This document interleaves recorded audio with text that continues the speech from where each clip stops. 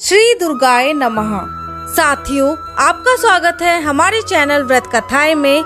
आज हम बात करेंगे नवरात्रों के दिनों में सुनी जाने वाली दुर्गा सप्तशती का तीसरा अध्याय, सेनापतियों सहित महिषासुर का वध से।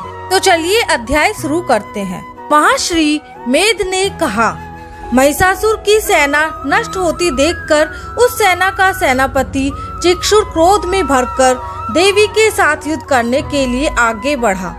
वह देवी पर इस प्रकार बाणों की वर्षा करने लगा मानो सुमेरु पर्वत पानी की धार बरसा रहा है। इस प्रकार देवी ने अपने बाणों से उसके बाणों को काट डाला तथा उसके घोड़े व सारथियों को मार दिया। साथ ही उसके धनुष और उसकी अत्यंत ऊंची ध्वजा को भी काटकर नीचे गिरा दिया। उसका धनुष कट जाने के पश्चात उसके शरीर के अंगों को भी अपने बाणों से बीन दिया। धनुष, घोड़ों और सारथियों के नष्ट हो जाने पर वह असुर ढाल और तलवार लेकर देवी की तरफ आया। उसने अपनी तीक्ष्ण धार वाली तलवार से देवी के सिंह के मस्तक पर प्रहार किया और बड़े वेग से देवी की बाईं भुजा पर वार किया, किंतु देवी की बाईं भुजा को छूते ही उस दैत्य की तलवार के टूटकर दो टुकड़े हो गए। इससे दैत्य ने क्रोध में भरकर शूल हाथ में लिया और उसे भद्रकाली देवी की ओर फेंका। देवी की ओर आता हुआ वह शूल आकाश से गिरते हुए सूर्य के समान प्रज्वलित हो उठा। उस शूल को अपनी ओर आते हुए देखकर देवी ने भी शूल छोड़ा और महाअसुर के शूल के 100 टुकड़े कर दिए और साथ ही महाअसुर के प्राण भी हर लिए। चिक्षुर के मरने पर देवताओं को दुख देने वाला चामर नामक दैत्य हाथी पर सवार होकर देवी से लड़ने के लिए आया और उसने आने के साथ ही शक्ति से प्रहार किया, किंतु देवी ने अपनी हुंकार से ही उसे तोड़कर पृथ्वी पर डाल दिया। शक्ति को टूटा हुआ देखकर दैत्य ने क्रोध से लाल होकर शूल को चलाया, किंतु देवी ने उसको भी काट दिया। इतने में देवी का सिंह उछलकर हाथी के मस्तक पर सवार हो गया और दैत्य के साथ बहुत ही तीव्र युद्ध करने लगा। फिर वह दोनों लड़ते हुए हाथी पर से पृथ्वी पर आ गिरे और दोनों बड़े क्रोध से लड़ने लगे। फिर सिंह बड़े जोर से आकाश की ओर उछला और जब पृथ्वी की ओर आया तो अपने पंजे से चामर का सिर धड़ से अलग कर दिया।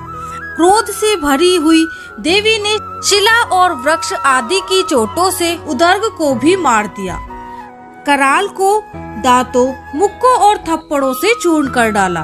क्रुद्ध हुई देवी ने गदा के प्रहार से उद्धत दैत्य को मार गिराया। भिंदी पाल से वाष्पकल को बाणों से तार्म तथा अंधक को मौत के घाट उतार दिया। तीनों नेत्रों वाली परमेश्वरी ने त्रिशूल से उर्गासय, उर्गवीर्य और महाहनु नामक राक्षसों को मार गिराया। देवी ने अपनी तलवार से विडाल नामक दैत्य का सिर काट डाला तथा अपने बाणों से दुर्धर और दुर्मुख राक्षसों को यमलोक को पहुंचा दिया। इस प्रकार जब महिषासुर ने देखा कि देवी ने मेरी सेना को नष्ट कर दिया है, तो वह भैंसे का रूप धारण कर देवी के गणों को दुख देने लगा। उन गणों में कितनों को उसने मुख के प्रहार से, कितनों को खुरों से, कितनों को पूंछ से, कितनों को सिंगों से, बहुतों को दौड़ाने के वेग से, अनेकों को सिंहनाद से, कितनों को चक्कर देकर और कितनों को श्वास वायु के झोंकों से पृथ्वी पर गिरा दिया। वह दैत्य इस प्रकार गणों की सेना को गिराकर देवी के सिंह को मारने के लिए दौड़ा। उस पर देवी को बड़ा क्रोध आया। उधर दैत्य भी क्रोध से भरकर धरती को खुरों से खोदने लगा तथा सिंगों से पर्वतों को उखाड़ उखाड़ कर धरती पर फेंकने लगा और मुख से शब्द करने लगा। महिषासुर के वेग से चक्कर देने के कारण पृथ्वी क्षुब्ध होकर फटने लगी। उसकी पूंछ से टकराकर समुद्र चारों ओर फैलने लगा। हिलते हुए सिंगों के आघात से मेघ खंड खंड हो गए और श्वास से आकाश में उड़ते हुए पर्वत फटने लगे। इस तरह क्रोध में भरे हुए राक्षस को देख चंडिका को भी क्रोध आ गया और वह उसे मारने के लिए क्रोध में भर गई। देवी ने पाश फेंककर दैत्य को बांध लिया और उसने बंध जाने पर दैत्य का रूप त्याग दिया और सिंह का रूप बना लिया।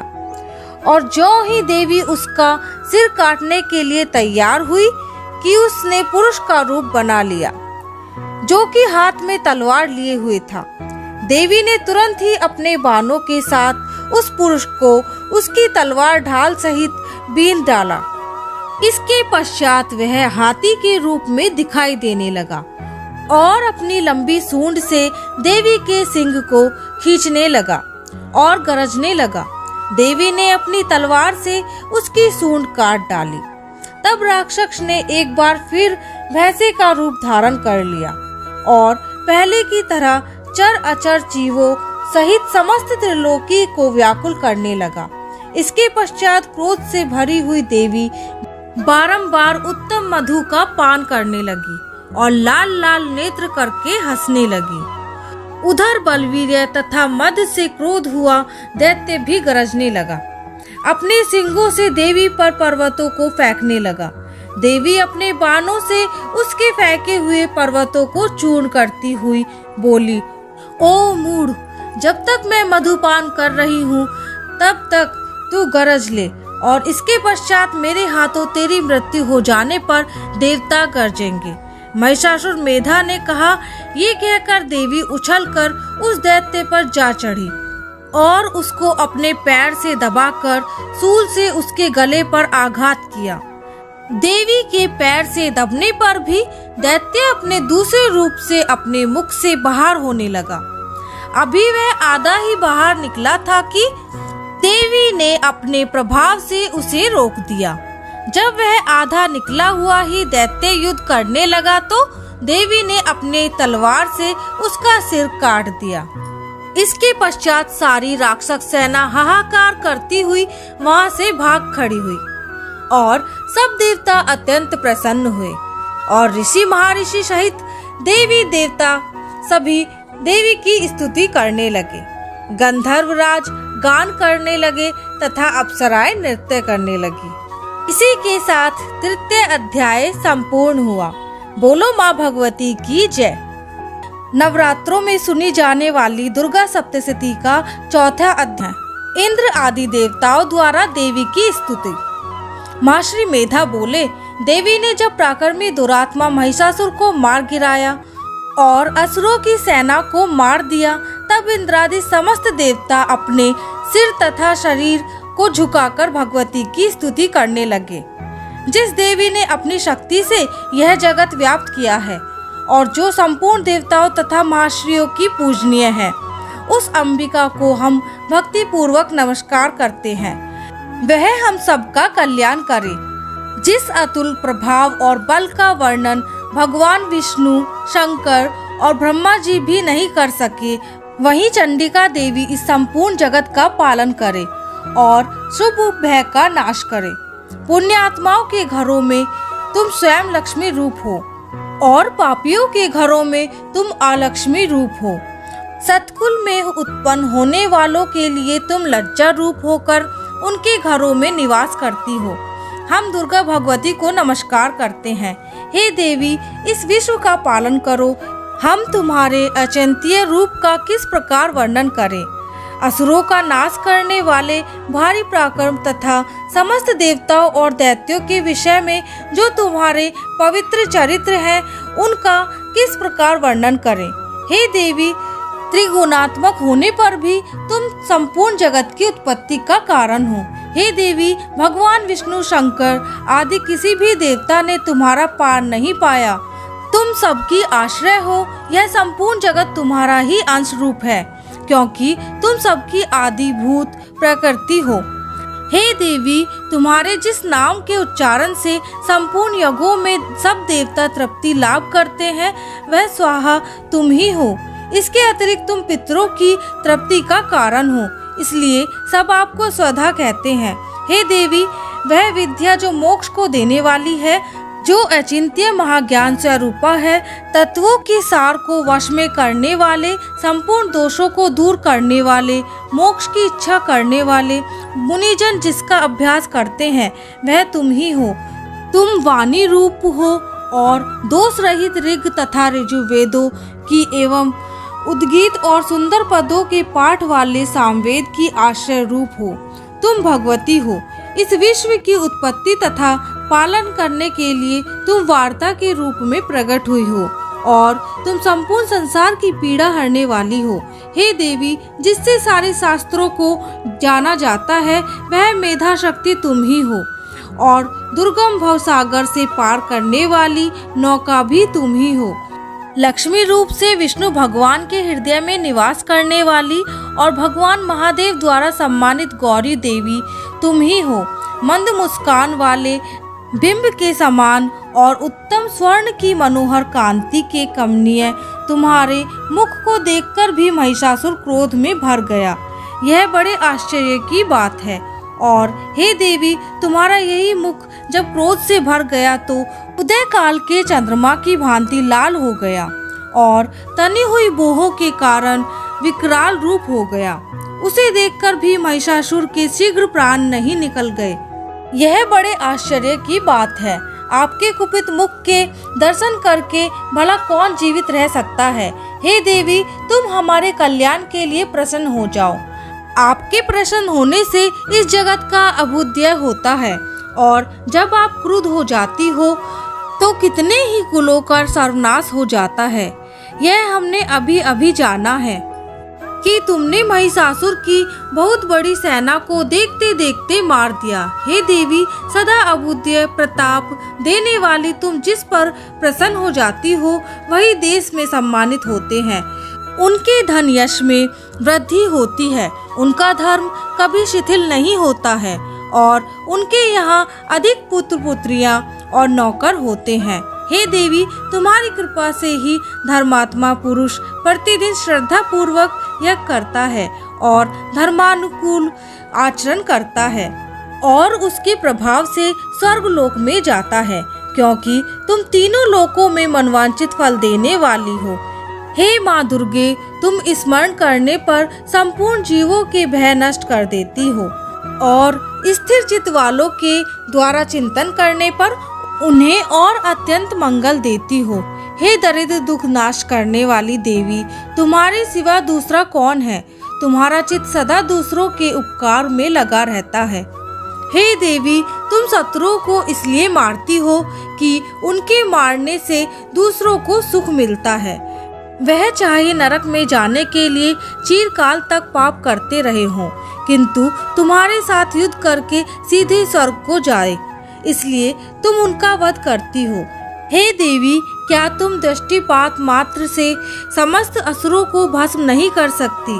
अवश्य ही कर सकती हो, किंतु तुम्हारा शत्रुओं को शास्त्रों के द्वारा मारना इसलिए है कि शास्त्रों के द्वारा मरकर वे स्वर्ग में जाएं। इस तरह से हे देवी, उन शत्रुओं के प्रति भी तुम्हारा विचार उत्तम है। हे देवी, तुम्हारे उग्र खड्ग की चमक से और त्रिशूल की नोक की कांति की किरणों से असुरों की आंखें फूट नहीं गई। उसका कारण यह था कि वे किरणों से शोभायमान तुम्हारे चंद्रमा के समान आनंद प्रदान करने वाले सुंदर मुख को देख रहे थे। हे देवी, तुम्हारा शील बुरे वर्तांत को दूर करने वाला है और सबसे अधिक तुम्हारा रूप है, जो ना तो कभी चिंतन में आ सकता है और ना जिसकी दूसरों से कभी तुलना ही हो सकती है। तुम्हारा बल व पराक्रम शत्रुओं का नाश करने वाला है। इस तरह तुमने शत्रुओं पर भी दया प्रकट की है। हे देवी, तुम्हारे बल की किसके साथ बराबरी की जा सकती है तथा शत्रुओं को भय देने वाला इतना सुंदर रूप भी और किसका हो सकता है। हृदय में कृपा और युद्ध में निष्ठुरता, यह दोनों बातें तीनों लोकों में केवल तुम्ही में देखने को मिल सकती हैं। हे माता, युद्ध भूमि में शत्रुओं को मारकर तुमने उन्हें स्वर्ग लोक में पहुंचाया है। इस तरह तीनों लोकों की तुमने रक्षा की है तथा उन उन्मत्त असुरों से जो हमें भय था उसको भी तुमने दूर किया है। तुमको हमारा नमस्कार है। हे देवी, तुम शूल तथा खड्ग से हमारी रक्षा करो तथा घंटे की ध्वनि और धनुष की टकोर से भी हमारी रक्षा करो। हे चंडिके, आप अपने शूल को घुमाकर पूर्व, पश्चिम, उत्तर तथा दक्षिण दिशा में हमारी रक्षा करो। तीनों लोकों में जो तुम्हारे सौम्य रूप हैं तथा घोर रूप हैं, उनसे हमारी रक्षा करो तथा इस पृथ्वी की रक्षा करो। हे अंबिके, आपके कर पल्लवों में जो खड्ग, शूल और गदा आदि शास्त्र शोभा पा रहे हैं, उनसे हमारी रक्षा करो।